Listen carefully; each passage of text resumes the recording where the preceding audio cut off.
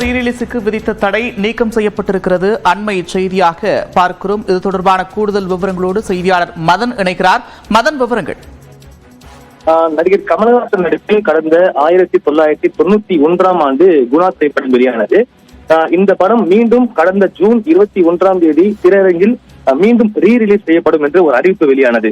இந்த அறிவிப்பை எதிர்த்து இந்த படத்தின் பதிப்புரிமை வாங்கியுள்ளதாக கூறி அதாவது அந்த கன்ஷியாம் ஹேம்தேவ் என்ற ஒரு சென்னை உயர்நீதிமன்றத்தில் வழக்கு தொடர்ந்தார். இந்த வழக்கு கடந்த முறை விசாரணைக்கு வந்தபோது குணா படத்தை மறு வெளியீடு செய்ய ஒரு இடைக்கால தடை விதித்து உயர்நீதிமன்றம் உத்தரவிட்டது. அதே போல இந்த படத்தின் அந்த தயாரிப்பாளர்கள் பிரமிடு மற்றும் எவர்கிரீன் நிறுவனம் ஆகியோர் பதிலளிக்க வேண்டும் என்றும் உத்தரவிடப்பட்டது. இந்த வழக்கு தான் இன்று மீண்டும் விசாரணைக்கு வந்தபோது பிரமிட் மற்றும் எவர்கிரீன் மீடியா நிறுவனம் தரப்பில் ஆஜரான வழக்கறிஞர், அதாவது குணா படத்தின் பதிப்புரிமை காலம் வெறும் 5 வருடங்கள் மட்டுமே கொடுக்கப்பட்டது. அதன்படி கடந்த 2008 ஆண்டு முதல் 2013 ஆண்டுக்குள் அந்த படத்தின் கால அவகாசம் முடிந்துவிட்டது. எனவே கன்ஷியாம் ஹேம்தேவ் இந்த படத்தின் பதிப்புரிமையை கொண்டு அதாவது குணா படத்தை வெளியிட உரிமை கோர முடியாது என்ற ஒரு வாதம் எடுத்து வைத்தார். இதை ஏற்றுக்கொண்ட சென்னை உயர்நீதிமன்றம் ஏற்கனவே இந்த படத்திற்கு விதிக்கப்பட்ட அதாவது மறு ரிலீஸ்க்கு விதிக்கப்பட்ட அந்த இடைக்கால தடையை தற்போது நீக்கி உத்தரவு பிறப்பித்துள்ளது.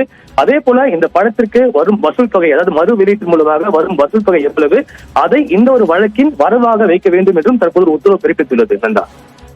நன்றி மதன், விரிவான விவரங்களுக்கு.